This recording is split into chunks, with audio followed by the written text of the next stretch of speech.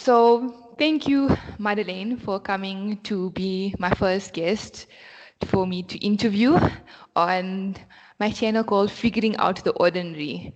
So the purpose of this is just, I feel like everyone is working on focusing on the achievements, but no one realizes the hard work behind it, and we always feel like we're not good enough. So I just hope that whoever watches this, maybe it changes their view on life. All right. All right. So, Madeleine, can you just please introduce yourself briefly? Awesome. So again, thank you so much, Melanie, for asking me to be here.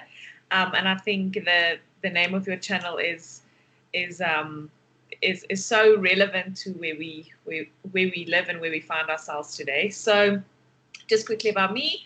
I'm a wife. I've been married to my husband for going on 6 years, and I'm a dog mom. I have a beautiful flat face pug, black pug, who is my child. Yeah, currently I am a business owner. I have taken and migrated my whole business online. And yeah, my whole mission also in life is just to um, be there for other people and hopefully also give a perspective on what I have realized in life and my experiences, and hoping that it will fall on fruitful ground and that it can help someone in the long run. Thank you.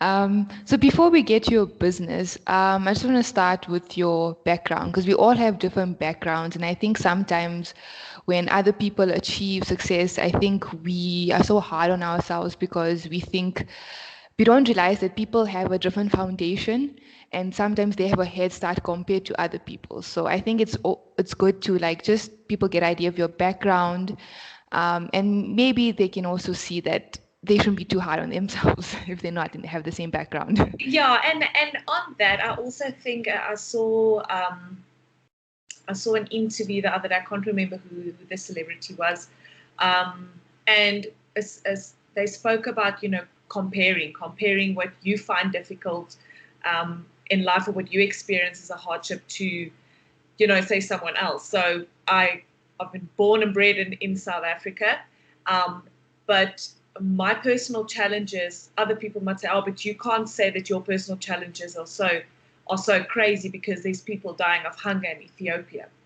But you can't compare that because my frame of reference at this moment is this is what I'm struggling with. And Yes. for me at that moment, at this moment, it is the thing that I have to go through and I have to work through. It is still terrible. You're not degrading whatever is happening. That's up. But my what I am having at this moment, or the problems that I'm facing, can't be compared. It's like comparing bad, you know, saying that someone stealing a chocolate is worse than someone robbing a bank. It's still stealing at the end of the day, So I think for me, my background, I was very fortunate. Grew up in an Afrikaans home, a big family. My mom is the youngest of 13 kids. Big family. So yeah, and I've been to really good schools and stuff, and been fortunate enough to go to varsity as well. But I've faced challenges when I especially got into primary school, end of primary school. I didn't realize why in certain academic fields I wasn't performing well. My parents were very involved in terms of doing extracurricular activities, making sure you're stimulated and you have a balanced lifestyle. But they would think that I just didn't get. And then at the end of my primary school, we realized that I have a hearing problem. So that was personally for me quite a setback. But my philosophy around that was more to put mind over matter, so kind of forget about what is happening or what I've been diagnosed with. I've got a hearing aid. Was very self-conscious about the hearing aid. People obviously looking at me, and growing up, I wasn't the sporty person, so I was a little bit overweight. I had glasses, which I still have, but I also had braces and a hearing aid. So you were kind of like made up to be bullied. High school can be bad and cruel. So that was a very big thing for me because I feel like I had everything going for me background wise, but there were so many obstacles I had to face in terms of bullying and things like that. And Afrikaans culture is a very proud culture, so you don't want to admit to not being really good at something. You don't want to admit to be really struggling at something. So for me, that was a very big battle at the end of the day. And even getting to varsity, like I said, very conscious about this hearing aid thing, and you kind of try to find yourself at varsity. I started exercising. Coloring my hair was the first, and that's what all our girls do. Went like platinum blonde, then went super dark brunette. I'm like, oh, now looking back, I'm like, could you just made up your mind? But you were figuring out things because I want to hide the fact that I know I have a dysfunction. I have something keeping me back. And when I even went to do some tests at varsity at the medical campus, they said, you shouldn't be studying what you're studying. It's just, you should be studying things more visual and things. It's just, with your hearing, it's not something that you should do. And that just gave me more motivation to prove that. And I think that's why I just kept on keeping on studying my BSc physics, and then went into teaching, and still in teaching, just in a different capacity. But to motivate kids with taking these two, which in my personal view, the most difficult subjects, maths and physics, and showing them that you are capable of doing it. It is a mind over matter mindset. So I didn't go into a big corporate or things like that, but I thought I want to change the mindset of kids at a younger age, because I wish someone did that for me unsubconsciously, changing the mindset. And for me, it was we and what a big platform for me to get into. So yeah, that's a little bit of my background. Okay, so that was a lot of information, but I'm going to break it up into small pieces. So when you said when you first were diagnosed with your hearing, and you said it was mind over matter. So was it immediately when you diagnosed? Did you have that mindset, or did it take time to get into that mindset? And the second question, where did you get that idea of thinking? Because I think, was you just exposed to that type of mindset, like from your parents or your family or friends, or how did you just implement that mindset? Yeah, I think for me, it wasn't definitely an instantaneous thing. It was definitely something that grew over time, because I was diagnosed when I was 11. So, I mean, if you think 11, 11-year-old, they don't really have, in the sense of a mature mental mindset at that stage. So what my parents tried to do is, I think which any parent tried to do, if there is hurt or there is something physically that your child is very aware of, you want to hide it. So I started wearing bangs and things over my ears so people couldn't see my ears. My parents went and spoke to the teachers to move me to a specific position in class so that you won't see my hearing aid. So my parents from their side did these things so that I don't really realize what's happening, and they actually camouflaged the error in that way. But obviously, as you get older, they're not always there. So for me, the greatest thing was my faith, in my faith, knowing that there is a future for me and that I can do all things through Christ that strengthens me. That was my foundation personally. So for me, as I grew older and I matured in my faith, obviously I had a lot of questions in my faith. Why do I have this hearing problem and things like that? Why couldn't it just be easier? Why are people still mean? I still had all those problems to ask, but it wasn't my problems to solve. And that's a big thing. And that I only knew when I grew older, and I really grew in my faith and really understood the platform that I now have to make a difference, not because of my problem, but due to my problem. So, how, just to go a bit more in depth, how do you now see it? Because I guess we all do feel like when something happens to us, why us?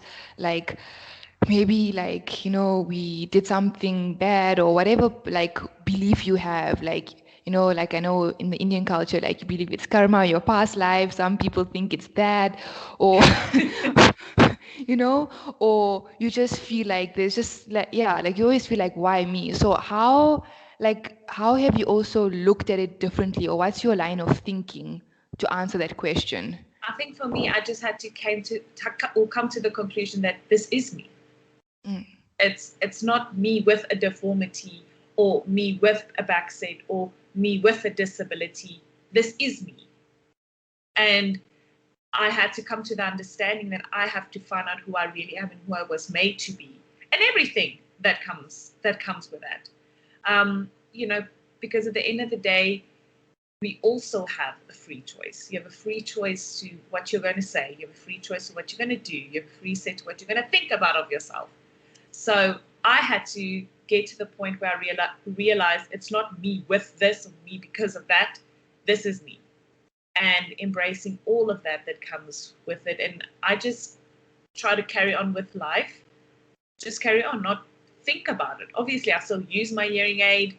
I have two, obviously, these, which I really don't need the one. But, and you're on full blast. But I've also come to accept it. And I think for me, humor is a big part of my life. And my husband is also a character in himself. So when I sleep and there's snoring, I literally turn a deaf ear.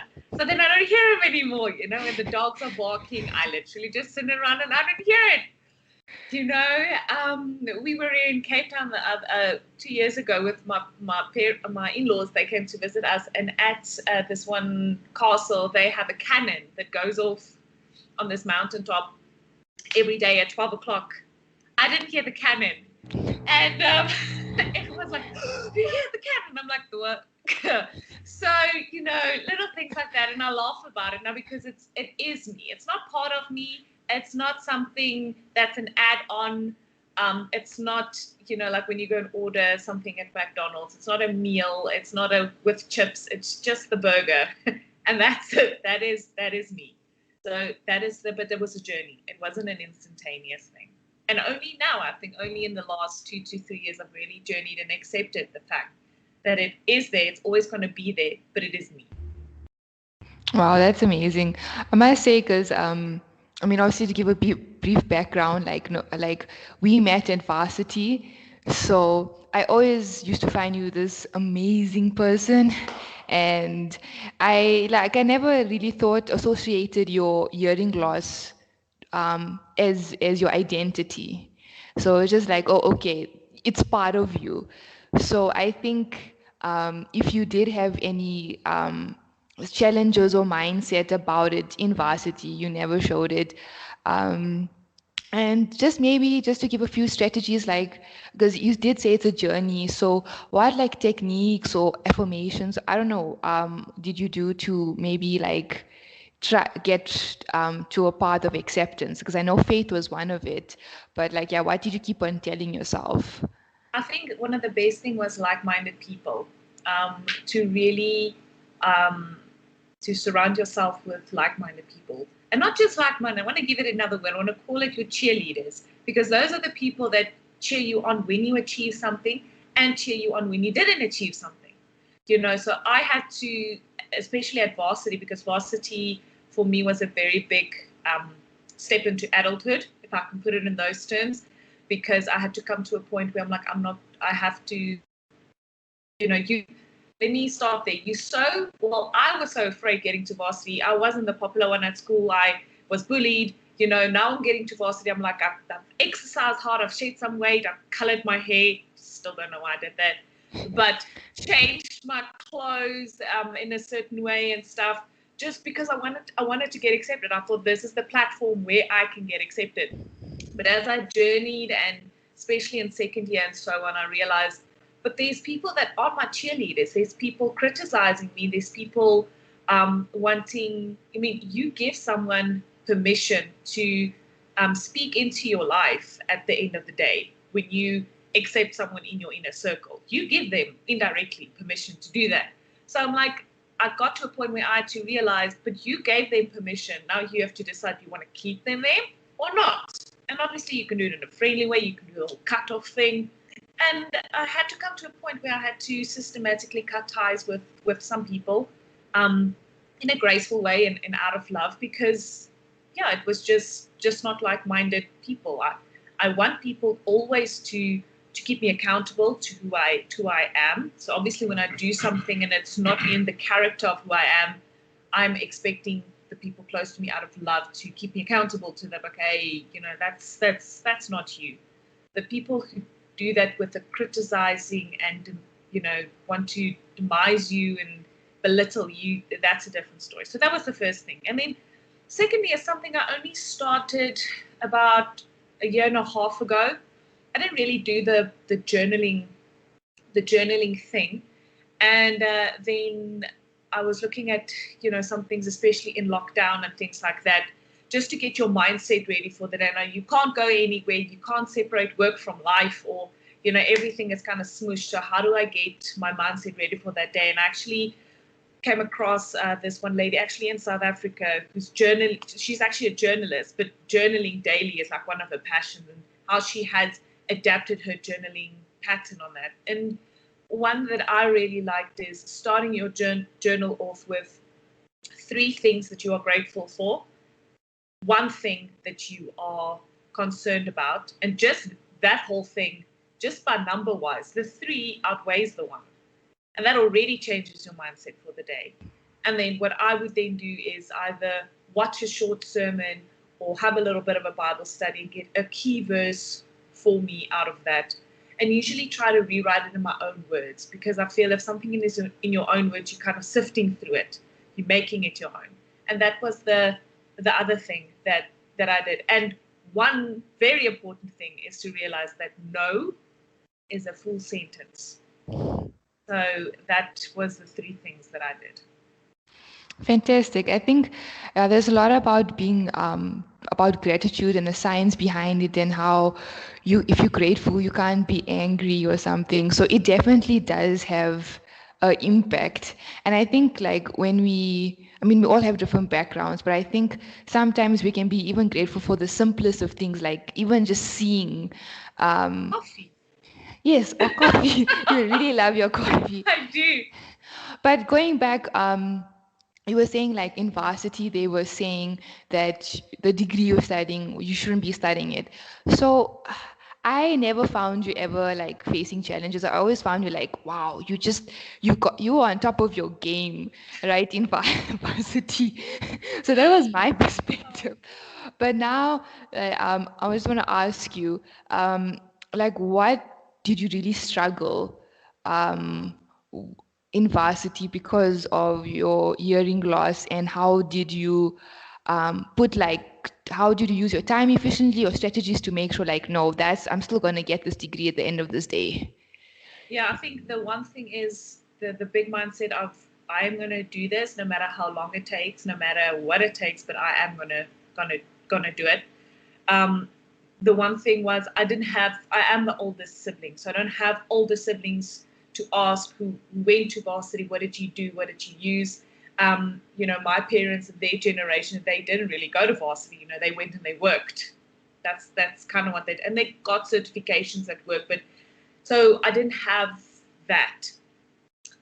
So where I stayed there in first year, the nice thing was I went on a first year camp, and there I got to meet some seniors and stuff and ask. I think that's the big thing, is to ask, what did you do? What did you use to help you? And for me, the big thing was, doing the past papers. So that was the one thing.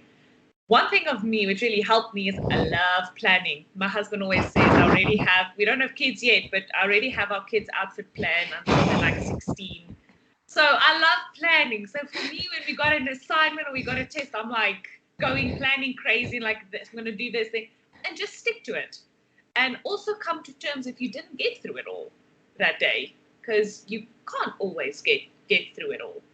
So for me, planning was in my favor. Was part of my characteristic. I love planning, so that really helped. But it also came to a point where I really struggled with the academic part of it.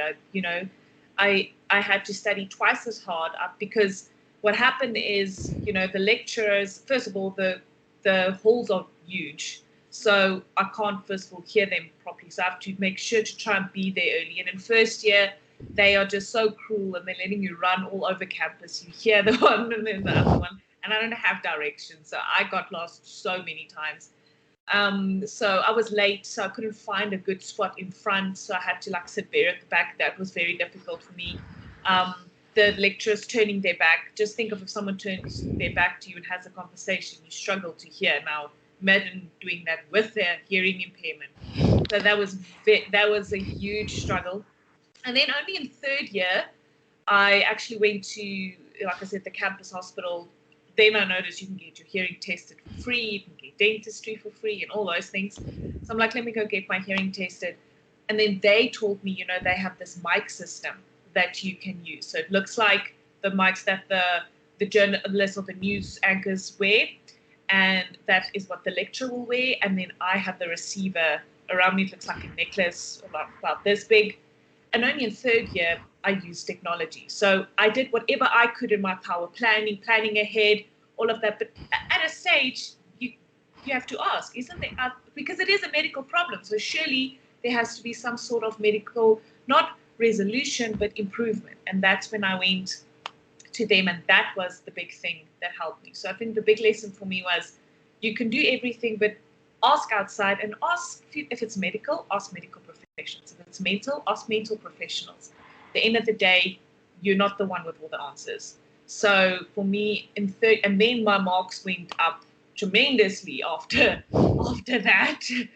And it was quite embarrassing at first, like going to the lecturer and asking him. Sometimes I had to run after them because I forgot to give it back, and then I hear their whole conversation on the phone. I was like, I don't want to hear this.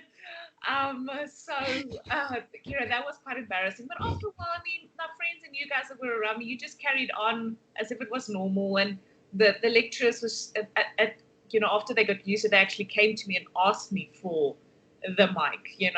So that really helped. No, that's definitely true. I think even though like it's, for example, like when you have a zit, you notice it, but people don't really notice it. So I think it was the same with your hearing loss. It's like, oh, okay, you just one of the few people who have it, and you weren't like judged on it. Maybe they were the ones who bullied, but I guess they have their own issues. Yeah, there's this one saying that a mentor that I had said, and she said, hurt people, hurt people. Yes. And that was a mindset that I had to get over. No, that is definitely true. And then just one question with that, like, because you said it was a journey. Did you ever feel in your journey like you just wanted to completely give up and to not be what you aimed to be? Was there ever those moments? Definitely, I think anyone would be lying if they said that they always felt on top of the game, And for me, there was definitely some obviously dark moments that I just thought, I can't do this. I feel like a failure. If I had to redo a subject, it was so annoying for me because I felt like I know I'm worth this. I know that I can do this. If other people can do this, why can't I? That type of thing. So definitely there was a few really, really dark moments. But that's when your genuine cheerleaders come to play. First of all, for me, like I said, the foundation was my faith, to know that I'm not just made to redo subjects.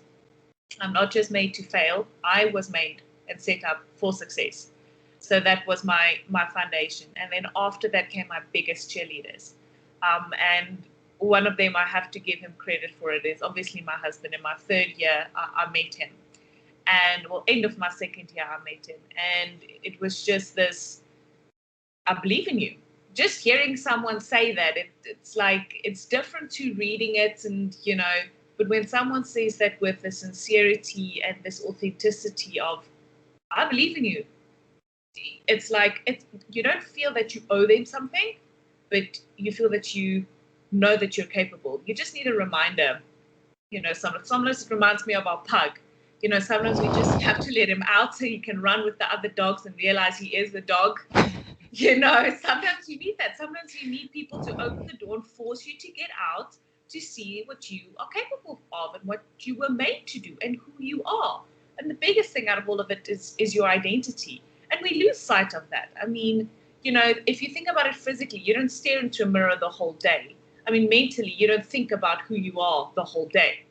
So you do need those reminders. But it's a privilege to be in a dark space, to know at certain points you can help other people being in that dark space. Because now I can say, I really know how you feel because I've been there. So the positive side of it is, I was there a few times. You just want to give up. You want to change everything. You don't think you're capable of anything, but you know you are. And the lesson out of that is to help someone to know it's just the dip. Don't worry, it's just the dip.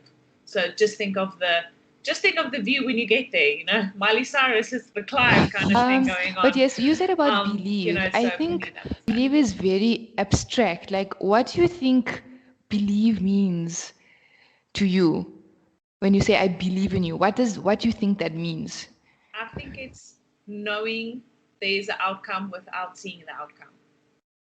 That's for me the biggest definition. Knowing that you know like an absolute, it is so, without seeing it. I think that's the biggest thing of belief. That's an interesting perspective. I never thought about it like that. Yeah, because I think we always say I believe in you, or do you don't believe in yourself, and I think at the end of the day it's how we define belief, because everyone's definition of belief is different. Even the definition of success, like, that's also way different. And I think as a society we've just been like sheeps. We've just been following that money type of success, but there's so many type of success. Like, for example, you overcoming your hearing loss and how you felt about it originally, that's a success if you want to define it like that. So that also comes to my next question: how do you define success for yourself? I think it should be internal. For me and my husband, there's a few absolutes we've put in our life, and that success in whatever form it may be will be something that not just celebrates us but mainly celebrates others. And we don't even have to be known for that. For us, that's the true meaning of success, is let other people reap from your success without you being even mentioned. You don't have to be in the credits. That kind of thing. I think that for us is a fundamental about success. Okay. And then going back to planning, you said you are a planner. I know that. Like, I think like there's different types of planning, because I'm like the basic planning, like, like plan my lunch the day before, or the outfit before. But you were like 5 days. I'm like, I can't think of 5 days. That's too overwhelming for my brain. But for you, I'm like, wow. I was like, you were like on point. So just like, I'm like, like, because it was so new, like I just remember seeing that. I'm like, this is so fascinating. So have you always been like that? Yeah, I think because but it was something I had to treat in a healthy way. There's a lot of things in life you can't control, and the one thing that I've felt that I can control and can contribute is planning ahead. And that was my biggest mindset. But it was also, can get very unhealthy at a stage, and I had to be made aware of it.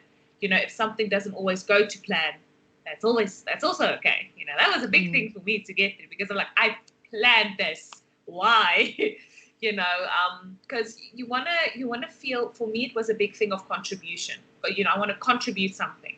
So when I plan, the whole aim of it is to contribute something, whether it is contributing to having a good coffee date at a really nice place, knowing that I put effort into it, because one of my biggest love language is quality time. So whatever I put something to, there's a thinking behind it, because I want to invest quality time into people, because that's how I feel loved, So for me, that was a very big thing. But especially when we got married, now I'm like so excited, because now I'm going to plan for 2 people. Who talks like that? I mean, honestly, Madeleine. And it really was a big struggle for us in our marriage, and obviously, I was like, planning months in advance of what we're going to do, where we're going to do it, and everything, where we're going to go, who we're going to see, and and the reality shock, it doesn't always work that way. And my husband, in a subtle, humoristic way, was just like, it doesn't work. It doesn't always work like that. So I've really grown from that, and he's also learned some planning skills, by the way. But I had to learn that life happens and things change, and that is okay, because if things can change and I can't adapt, I'm not going anywhere. I'm not growing. So I was actually stealing from my own personal growth at the end of the day. So I'm still planning. I still love planning, but it's always with the mindset of things can change, and I don't have everything in my hands. I don't. So, and if it changes, it's okay. I do get frustrated sometimes, but it's okay. The world doesn't consist of just mother lanes. Otherwise, it would have been very boring. Colorful people. So yeah, that was a big growth journey for me. Yeah, I think with planning, I think there's that balance. I think like there is advantage of planning, like you save time, you don't have to, especially then you can give your energy to other things instead of like, if you like, because I think a lot of people say that, why some people wear like the same outfit every day, or you plan your meals like it does have a benefit, but I think like when I think where sometimes planning can be a disadvantage is when, like you said, like planning your future. And I think when things don't go according to plan, then I think we feel like the world is going against us, or we just like shut down sometimes depending on who we are. But no, I'm like I don't know, you would agree that I think life is a balance. I think even with money, like they also say you have to spend money, but at the same time you need to save. So that's Yep. another example of balance. um so let me get on to some of the questions that I was going to ask you. All right. Okay. So we talked a little bit about, you failing and you getting up. But how do you feel when you get rejected by a job, by a job offer, or by whatever has happened in your life? You've got rejected, maybe by someone doesn't want to be your friend. Like, what's your mindset on that? Like, I'm sure it is a bit hurtful, but like, how do you get out of that hurtful mind and not get stuck in that victim mentality? I think for me, the first someone was exposed to rejection. I'll never forget this. It was grade 3.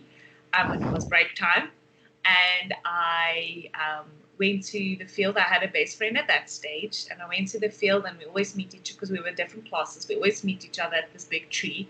So I'm sitting there at the big tree, and I remember her coming up to me, and I'm like, "Oh, you're ready? Where are we going?" And she's like, "You're not my friend." And I was like, yeah, that hurt was, yeah, terrible. And so I just sat there all alone. And then my best friend now, which I'm still best friends with, which is amazing and lovely, is Chantal. Chantal came up to me and she's like, "Why are you sitting there?" I mean, you know Chantal. She's like, "Why are you sitting there?" And I'm like, "Well, my friend didn't want to come play with me." She's like, "Well, I'm your friend. Come with me." and and that was the last of it. And the reason why I kept on going to that point is it wasn't destined. I wasn't destined with my previous best friend to be best friends with, because I'm still best friends with Chantal. I think we're going for 20 years now Oh, that wow. we are best friends now. And sometimes we don't talk for weeks, for months. But when we talk to each other, it's genuine, it's sincere. She's always been a cheerleader. She's very headstrong. But she always has as people's best interests at heart. But she's still there, and she'll always be there. She's never judged me for anything that I've spoken to her about. If I've been vulnerable in front of her, she has never done that. And when I think of rejection, a lot of times I think of that, knowing that it was hurtful at that stage. But again, that belief, that knowing there's something bigger coming out of it that I don't see, I'm picking the fruits off now, because she's still my best friend with the same sincere heart, which will still come and pick me up at the big tree if no one wants to be my friend. I know that. So when it came to, so that was my first lesson that I ever got taught with rejection. And out of that, getting older, a big part of my faith was knowing my identity and knowing, again, if it wasn't in God's plan for me to be there, then it's fine. Then it's someone else's place to be there. But you have to make peace with it, and you have to remind yourself the whole time about it, because there's always comparison happening in the world. Why didn't you get this? Why didn't you get that?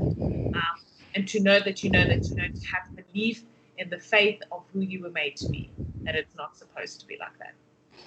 Yes, I think rejection can be hard, but like you said, there are better things out there. I think there's a quote by Jay Shetty has mentioned, like, rejection is just redirection. And that, like, hit me deep as well, because I think sometimes when you get rejected, you feel like you're not good enough, or why, because, or sometimes you value that friendship so much, but you want that friendship, but they don't want it, and you don't know why, and you just, you feel like you have to, like, yeah, like you have to, like, change yourself to get accepted. But like you said, there are better things, and it takes time sometimes, and you're like, you can't see it. But definitely, that's a good view of seeing rejection. Okay. And we mentioned identity quite a bit. So how do you define, identity? Yeah, so for me, the basis of it is my faith. I know that I was created for a bigger purpose, not for my purpose. And I think in that comes the reflection of success, knowing that whatever, God allows me to achieve, God wants me to achieve, I want other people to reap those benefits. Obviously, it would be nice if you can reap some benefits as well. I don't think he's going to keep everything from you, but there's a bigger purpose to that, becoming less in yourself and more reflecting of who he has created me to be. For me personally, that's my faith. My faith and identity is one and the same. Okay. And you did mention your husband quite a bit, so let's get on to relationship. So, you said that you're almost married for 6 years. So, how is that? I know you've always wanted to be married from a young age, which you did. Which I did. Which you did, and I was part of your wedding. But yeah, how do you find marriage from first year to now? And how have you and your husband evolved from day one of dating to now? Yeah, I think for us as well, there was obviously a lot of, can I say, a lot of people had opinions because we married young, but we wanted to do things in a different way. We didn't want to live together before the hand or anything like that. We didn't want to steal anything from our first night and from our wedding and from our marriage at the end of the day. So we knew that we were made for each other, and we had confirmation, and yes, we got married. But the lovely thing about marriage for us, it opens your eyes to really knowing how self-centered one can actually be, for long, even if also, you're living by yourself, you're doing your own thing. All of a sudden, if there's someone else by you the whole time, it does change your perspective to know that I'm actually quite self-centered. Not that anyone said it or that anyone brought it to life, but you learn that. And one of the biggest things that we learned was compromise, and being able to accept each other's differences and knowing that we can complement one another. And one of the biggest things that we did is, we went to some of our friends, and they gone through us with something so we can see what our love languages are, so that he knows why I personally I don't want to watch a movie the whole night. I want to rather sit at a table and talk to him, because, like I said, that is one of my values for love language. One of his is touch. If I can just randomly go up to him and give him a hug, his day is made. And I'm not like that. So we had to learn that and know that it's complementing to each other. And also we did our strength finders, where we noticed that I'm an enabler. Like, I want to get things done. I'm like a strategist, things like that. Where he is a dreamer, so he is dreaming there. He wants things done there. He's not doing things now to get it into place.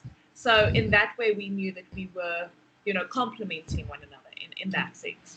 So that was one of the biggest things, knowing that we are different. We're not changing each other, because what makes him awesome is who he is. What makes me awesome is who I am. So imagine what we could bring together if we complement one another. So that was one of the biggest things for us to learn. Okay. And let me just check. All right.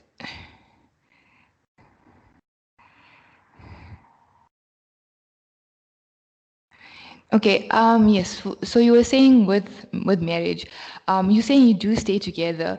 Do you feel like, I see with some couples, like their identity becomes one, where you can't, like, before they start dating or they're married, like they see their friends, and suddenly when they together, you can't get hold of that friend of yours anymore, and they just like they forget like everyone else. So how do you do you feel it's important to have your own identity and still be Madeleine, your own person, and your husband being your own person, and doing your own things, and then still coming together at the end of the day? Do you believe that, and how do you balance that?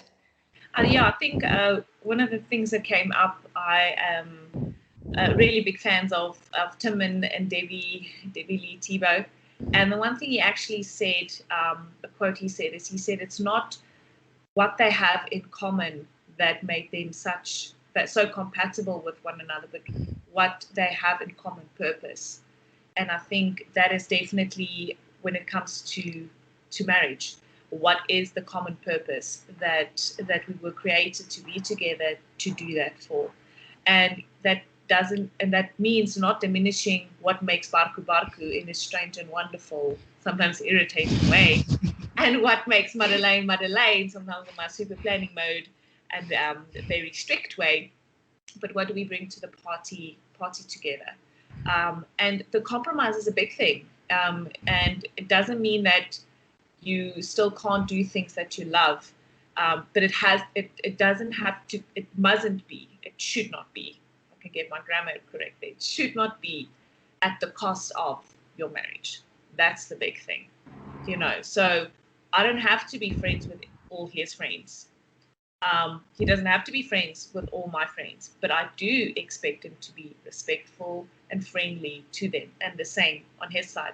But if I know that there's a friend that does not have his best interests at heart, and I know that being there or spending time with them is coming to be at a cost of our marriage, that is an issue. Because if the marriage falls apart, everything else falls apart. Mm. And what is your biggest fear in life, and how have you overcome your fears? I think biggest fear is acceptance. Just always not knowing that I meet the form, the mold, or anything. For me is acceptance. That's the biggest fear. But again, it all came to my identity, who I am. I don't need acceptance from people. They don't owe me that, and I don't owe them to change. So, coming to that, but it's constant. I think that's something everyone has to face every day. That is so true. I think as humans, we always want to be accepted. And I remember listening to Dr. Shufali, and she was saying, like, it's amazing how someone can say you fat, and we create attachment because we're really insecure about it, and we create attachment to what they said. So I think, again, like, it comes down to who you value. Like, do you value their opinion?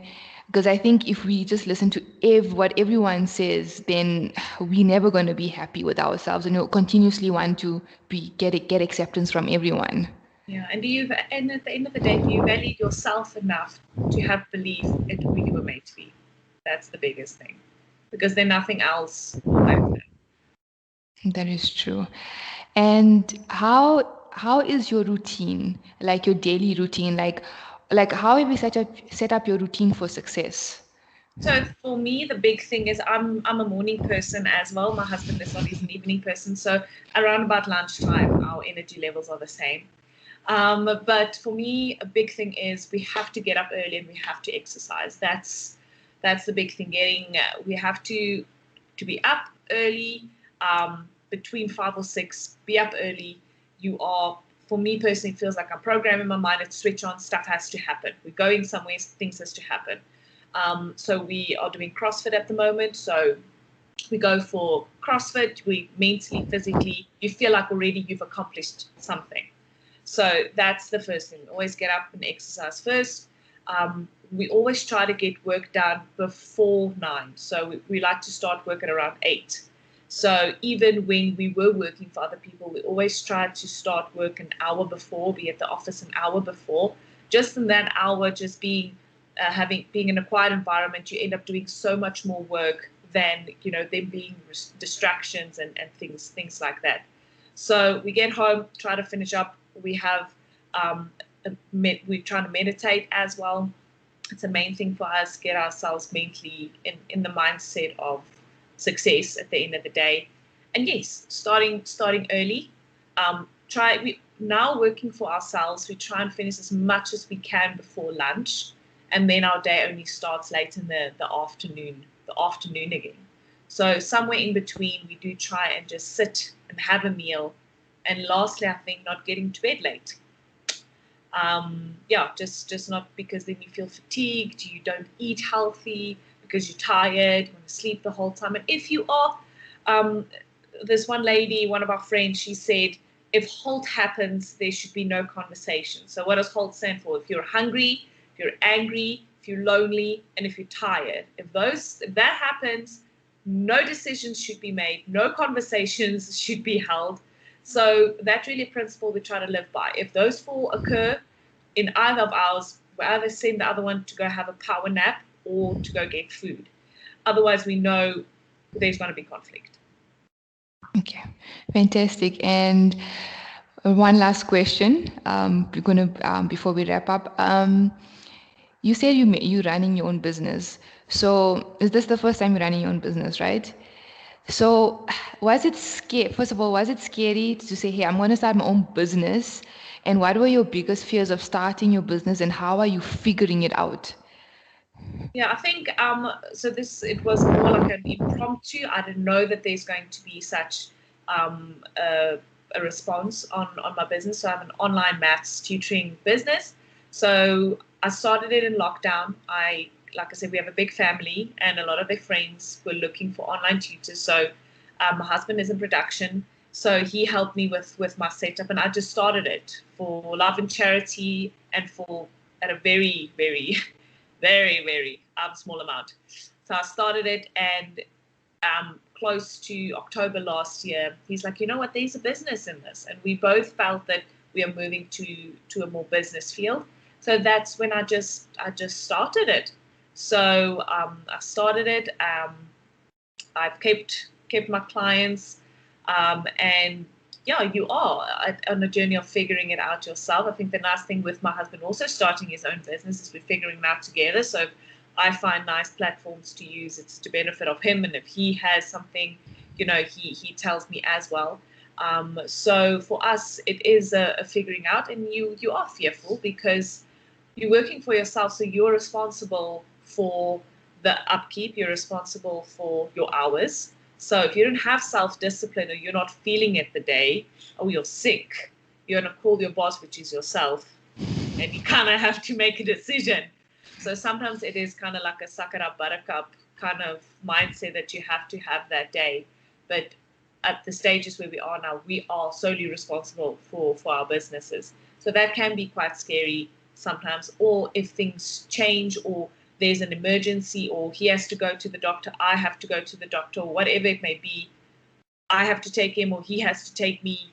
then you have to switch things around, and so that can be quite daunting sometimes, because people like security, and people do like a rigidness in their system. And obviously you have the thing at the back of your mind: do you deliver?